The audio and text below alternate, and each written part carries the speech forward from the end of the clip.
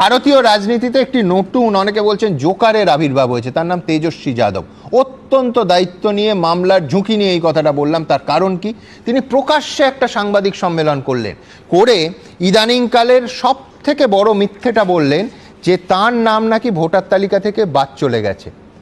জাতীয় নির্বাচন কমিশন কি করলো, সঙ্গে সঙ্গে তার এপিক নাম্বারটা পাবলিশ করে বলল আপনি সম্পূর্ণ অন্য একটা ভুয়ো এপিক অথবা দ্বিতীয় এপিকটা দেখিয়েছেন, ওটা কি করে আপনার কাছে গেল জানান। তার কারণ এই যে নির্বাচন কমিশনের প্রকাশিত এপিকটা, এই এপিকে এর আগে তেজস্বী যাদব ভোট দিয়েছেন। আমি বলছি যে প্রকাশ্যে প্রথম শ্রেণীর নেতারা এই ধরনের জালিয়াতির অভিযোগ তাদের বিরুদ্ধে উঠবে কেন? ভারতের যে কোনো প্রান্তের নাগরিক তেজস্বী যাদবের দিকে আঙুল তুলে এই প্রশ্নটা আজকে করবে। তার কারণ ইলেকশন কমিশন একেবারে দুধ এবং জল স্পষ্ট করে দিয়েছে তাদের বক্তব্যে। আমার পরের প্রতিবেদন শ্রীযুক্ত শ্রীমান তেজস্বী যাদবকে নিয়ে। কোথাও তালিকায় নাম থাকা ভোটার বাস্তবে নেই, কোথাও তালিকায় নাম থাকলেও সেই ভোটার আসলে মৃত।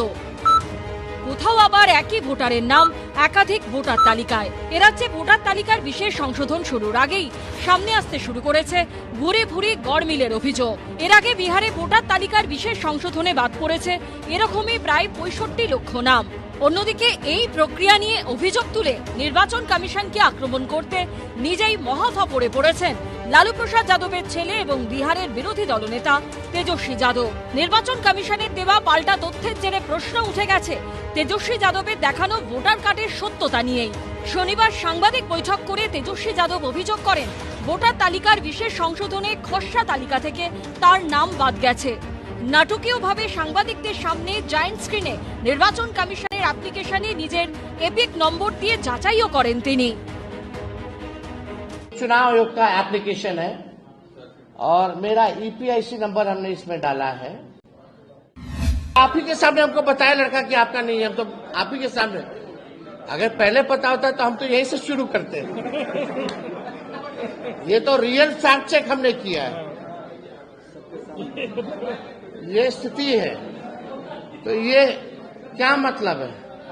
ये एप्लीकेशन है, मेरा भी नहीं है, हम चुनाव कैसे लड़ेंगे? কিন্তু এরপর তেজস্বীর অভিযোগ শটান খারিজ করে নির্বাচন কমিশন যে দাবি করে তা আরো মারাত্মক। তাদের বক্তব্য, তেজস্বীর এপিক নম্বর RABO 456228, 204 নম্বর বুথ কেন্দ্রে 416 নম্বরে তেজস্বী যাদবের নাম রয়েছে। কিন্তু তেজস্বী যাদব সাংবাদিক বৈঠকে যে এপিক দেখান তার নম্বর RAB 2916120। এই এপিক কমিশনের কাছে নথিভুক্ত